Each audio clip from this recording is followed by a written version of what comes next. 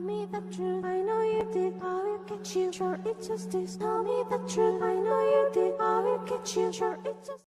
Profesor Sajipto Raharjo pernah berkata, hukum untuk manusia, bukan manusia untuk hukum. Assalamualaikum warahmatullahi wabarakatuh. Shalom, Om Swastiastu, Namo Buddhaya, salam kebajikan. Dewan juri yang terhormat, serta rekan berpikir yang kami banggakan. Perkenalkan, nama saya Cantika Nurul Muada dan saya selaku pembicara pertama dari tim netral yang akan menjelaskan definisi dan latar belakang serta urgensi tentang mosi kita pada hari ini. Adapun judul mosi kita pada hari ini adalah Dewan ini sepakat untuk mencabut hak politik koruptor pejabat publik seumur hidup.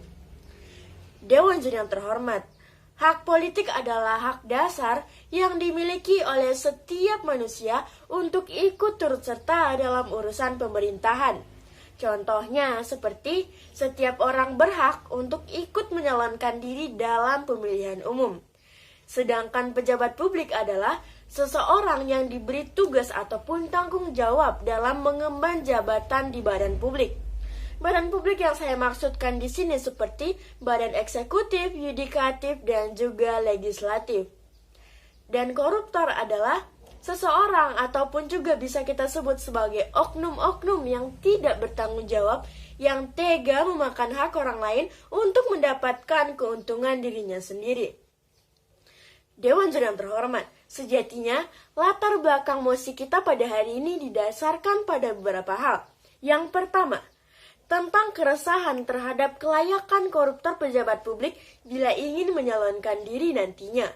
Yang kedua, merupakan rasa pembalasan dari warga negara selaku korban dari pelaku koruptor pejabat publik ini. Yang ketiga, berpikir bahwasanya jika diberlakukan pencabutan hak politik ini akan membuat para koruptor jerat. Dan yang terakhir, untuk mendapatkan keputusan yang terbaik mengenai mosi setelah mempertimbangkan argumen dari kedua sudut pandang yang berbeda.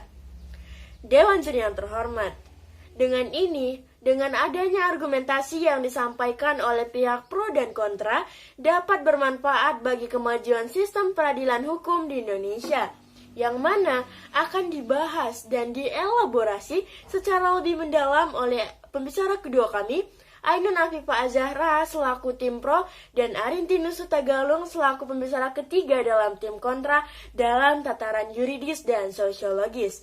Sekian yang dapat saya sampaikan. Wassalamualaikum warahmatullahi wabarakatuh. Atas dasar keadilan, pantaskah sebuah negara memberikan kesempatan kedua kepada mereka yang telah melakukan tindakan korupsi untuk duduk kembali pada jabatan publik? Tentu tidak, bukan. Dewan juri yang terhormat. Berpikir kritis, bersikap humanis.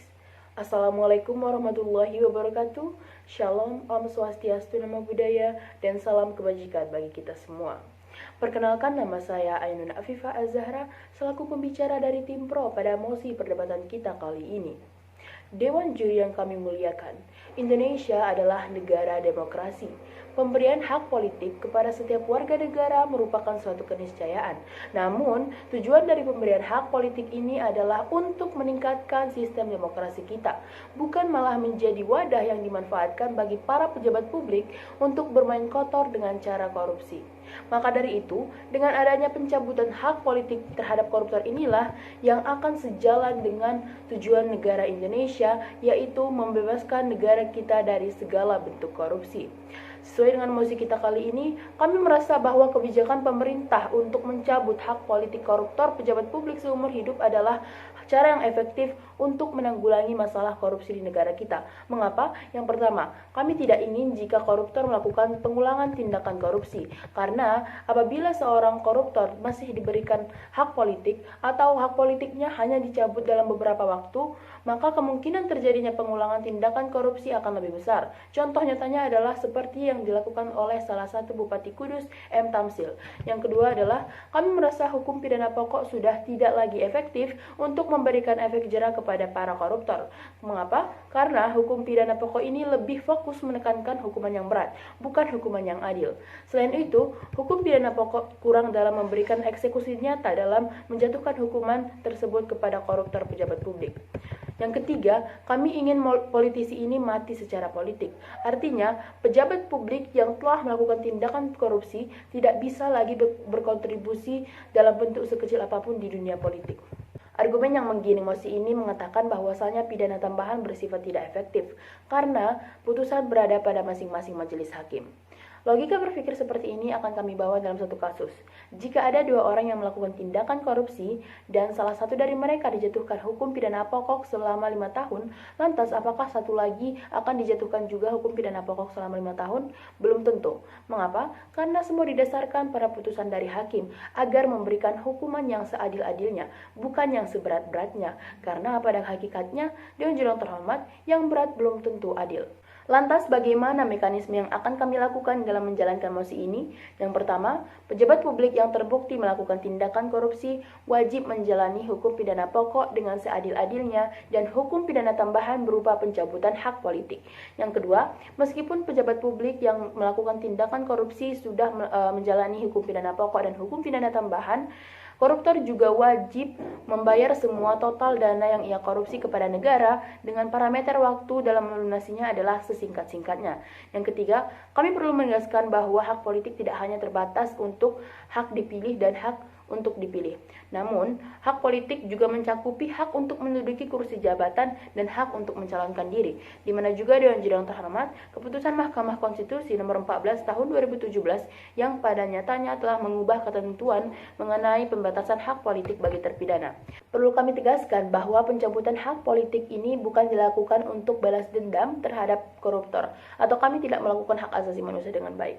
Namun, hal ini dilakukan sebagai bentuk edukasi terhadap para koruptor agar lebih baik dalam menelaah pekerjaan yang ia emban, dan demi kemajuan negara kita agar sistem pemerintahan kita bebas dari korupsi.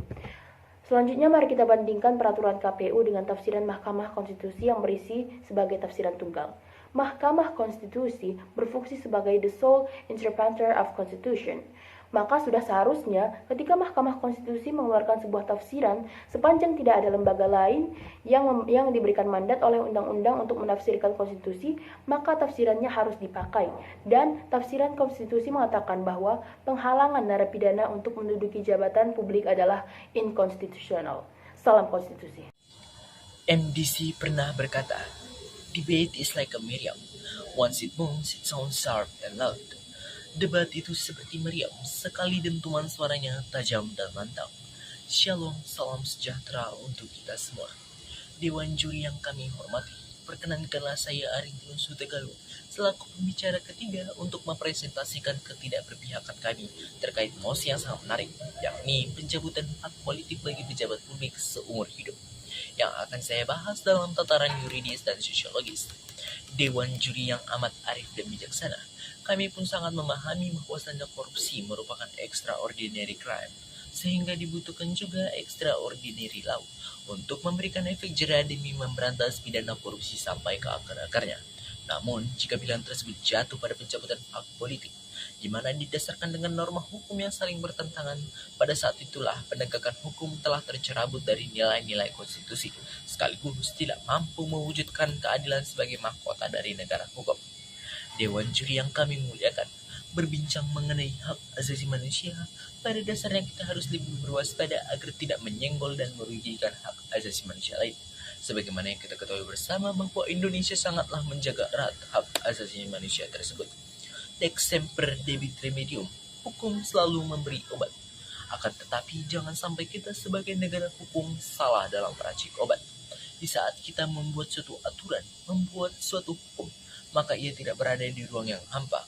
Pasti ada kriminal legal atau kebijakan hukum pidana yang diterapkan di dalamnya.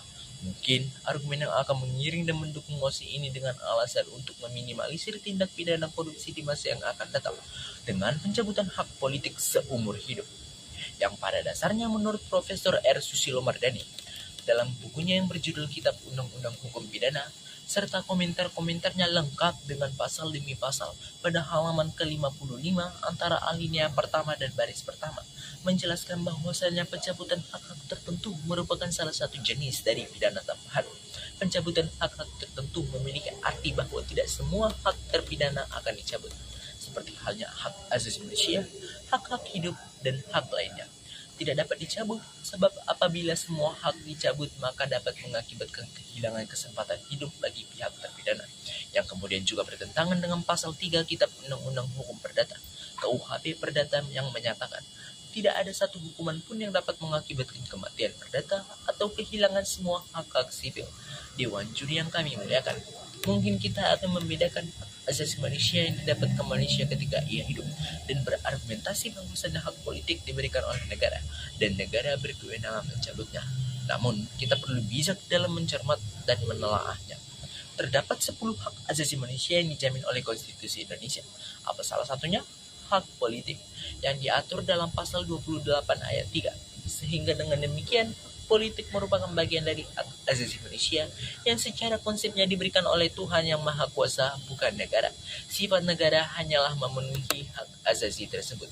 Dewan juri yang kami muliakan, perlu kami tegaskan kembali bahwa sampai detik ini merupakan Indonesia adalah negara demokrasi yang hak politiknya adalah hak dipilih dan memilih. Itulah yang menjadi pemikiran kami bahwa hak politik merupakan hak non-durable right. Ketika kita menerapkan pencabutan politik hari ini, hal yang didapatkan hanyalah secara psikologis dan sosiologis Dewan juri yang kami muliakan. Sehingga perkara pidana tambahan adalah hal yang berlebihan ketika diterapkan.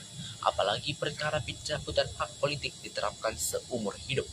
Perlu kami tegaskan kembali juga Dewan juri yang terhormat bahwa dalam mosi ini tidak ada parameter yang jelas dan tidak akan ada parameter yang jelas untuk mengetahui bagaimana keberhasilan mosi ini.